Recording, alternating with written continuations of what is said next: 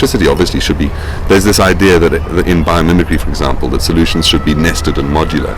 So the idea of every single building being a power plant, producing electricity, using it, storing it, delivering it, sharing it, that's the sort of sensible, like plants in a natural environment. They all have symbiotic relationships with each other. They all provide services to each other.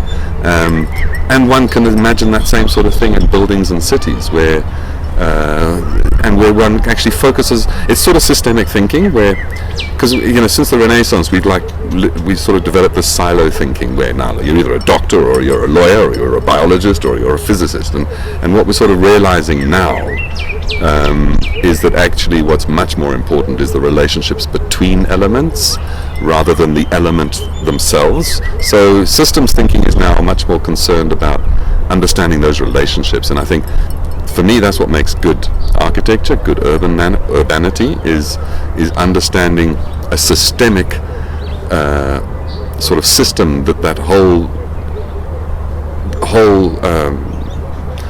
entity sort of develops and lives within and propagates and is designed around, and those are the sort of design considerations. So kind of like that kind of says it all in a nutshell there.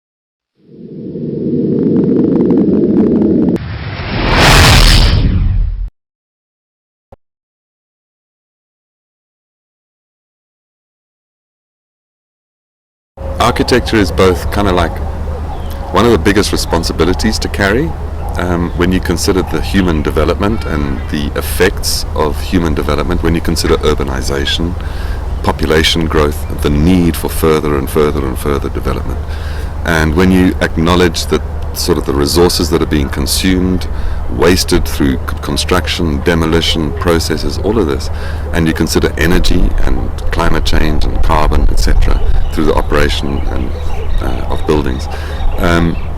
The responsibility upon the architects has changed in profile. There is no longer that kind of art for art's sake. We actually have a greater responsibility, and whilst the need for art is there, and make no mistake, there's our cities need to reflect our aspirations, they need to reflect our society, they need to reflect what is good about human creativity and nature. There is another layer of thinking that has to be brought to architecture in this current world, in these days now, which is a very much a social and an environmental responsibility that cannot be shirked and has to be addressed. And I just want to convince as many young up-and-coming architects as possible to think about architecture as a very, very important role player in the world going forwards, in terms of that responsibility, both in an artistic sense and a scientific sense, in terms of performance and everything else. There's an old modernist architecture axiom that talks about form follows function, and I prefer to think in terms of form follows flow.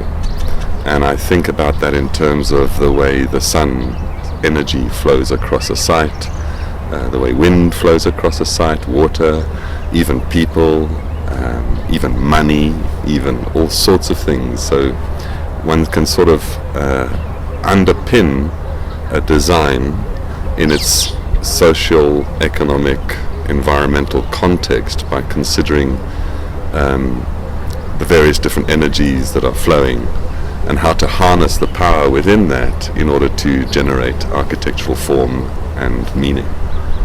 So it's very much context-based. So I teach, and what I try to impress upon my students is that there's kind of three role players. in essence, in the architect's visualization or understanding of a project, and that would be the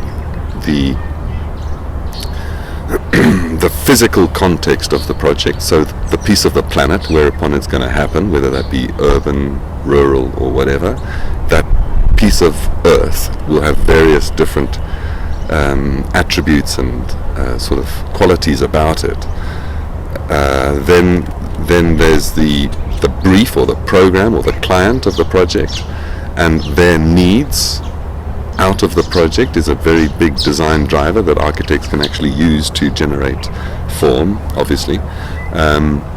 And then there's the architect themselves and what they bring to that process in terms of their identity, their worldview, their philosophies, their creative impulses. So it's sort of a very nice process whereby I see the architect as kind of like a matchmaker between a piece of ground and a client with a need, but that matchmaking happens through a very personal engagement with the project by the architect, bringing their own sensitivities to that project. We have a world now, and we have this thing called climate change, and the reality is that 40% of climate change is actually caused by architects. 40% of the world's energy is used in the operation and maintenance and production of buildings. So I point the finger at architects and I say it's your fault. And then I understand that, particularly in South Africa, architecture is being taught the way it was today, the way it was when I was a student. And what I'm saying is that there needs to be a complete and utter paradigm shift in the way that we understand architecture. Once you realize, or you point the finger at architects and say it's your fault, then something has to give, something has to change. So what I'm really sort of quite passionate about is bringing sort of dismantling this ivory tower idea that architects have, that they are these wonderful creators who visualize these beautiful constructs and they get realized.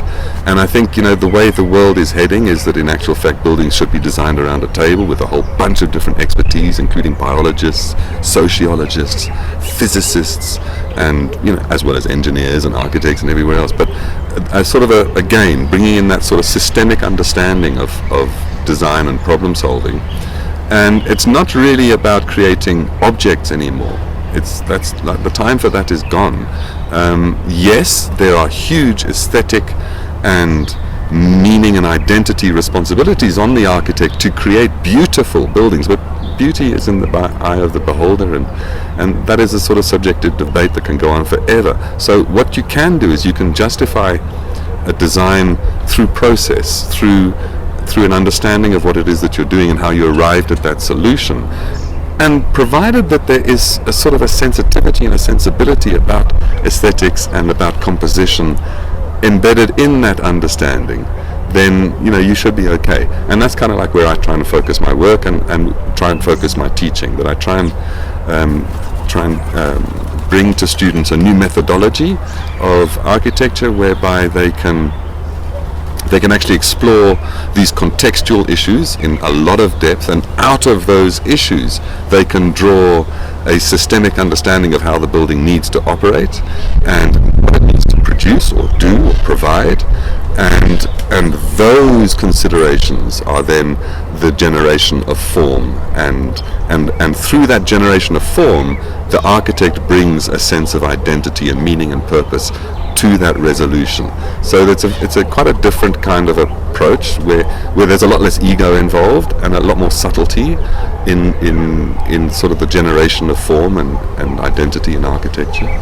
Students are so keen to learn this stuff, and that's in South Africa there just is not the capacity amongst the teaching staff. They don't know. They know what they were taught and they've practiced the way they've taught, which is about meaning and identity and art and creativity. And what I'm saying is, that's all critically important, but there's absolutely another layer that everybody's running around designing vehicles with square wheels. That's what it basically amounts to. They're beautiful, beautiful cars, but they've got square wheels and they don't actually work. We've got office buildings in Joburg that in winter they get heated up in the morning and they get cooled down in the afternoon because they're so designed not around performance, around the idea of creating comfortable spaces inside with an outside environment that you have to understand and take into cognizance. So, I see that outside environment as a resource, as a system of energies to use, to harness, to create comfort inside. Whereas most architects see it as kind of like an enemy that has to be shut off, and then we switch heaters on and we switch air conditioners on and we make this false environment on the inside. And that's not necessary. There is this filter, this relationship that could be developed between the inside and the outside of buildings, between the internal climate and the external climate, in terms of creating comfortable spaces that meet human needs for comfort and shelter. That's the biggest problem. That is the biggest problem, is that we actually need we need to intervene on those buildings in very, very clever ways, and that's not always very easy. But it can be done, and that's actually where I want my research to start going, is to start saying, okay, it's easy to design this perfect city on this green field site and reimagine how Joburg could have been developed, but this is how it is now. So how do you apply the same thinking at a building scale, at a room scale, at a street scale, at a neighborhood scale, at a district scale, at a city scale? How do you kind of reimagine the current infrastructure being messed with, eroded, sort of attacked, modified to be more responsive to the overall systemic understanding of what's going on? So that's kind of like where I'd like.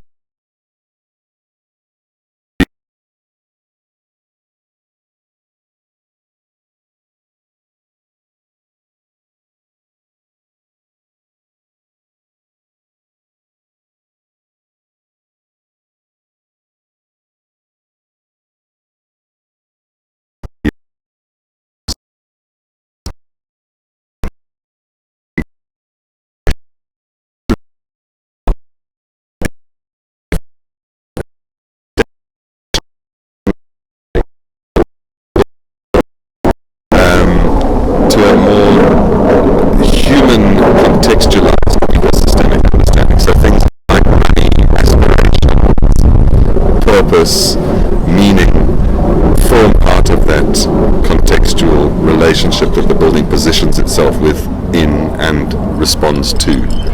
There was one project where the client came to me and his objective was a house that was independent of the city, was autonomous, what we call an island home. And because he didn't have trust or faith in the city council in the years to come.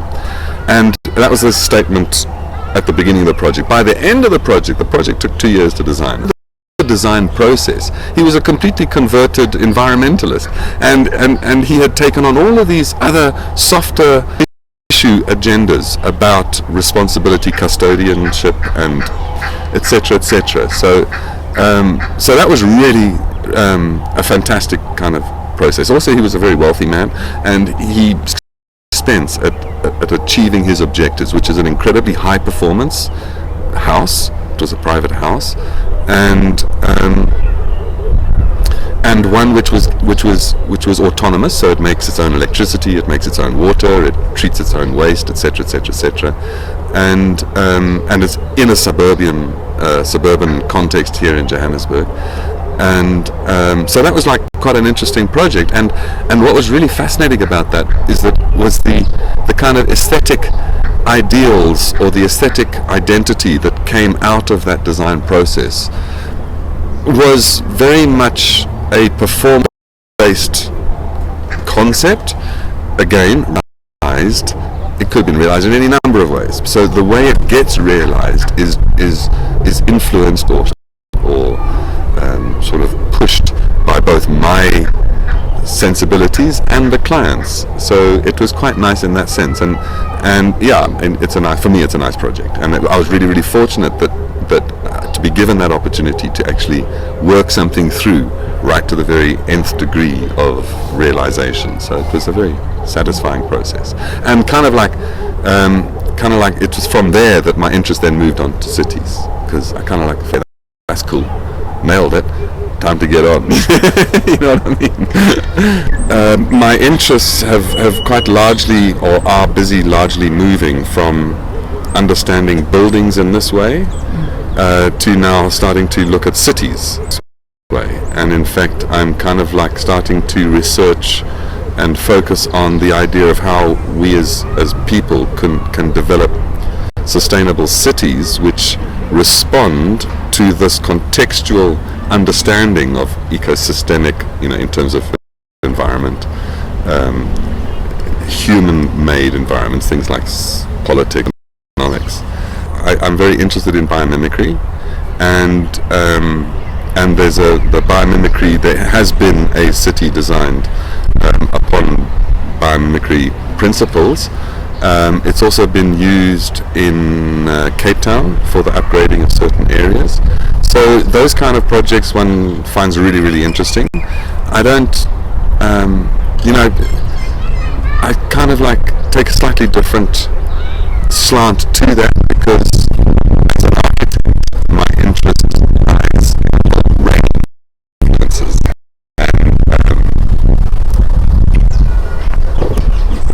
and aspects that drive a process, whereas biomimicry is really, really very specifically focused upon a specific kind of methodology, whereas I've kind of developed my own methodology, which would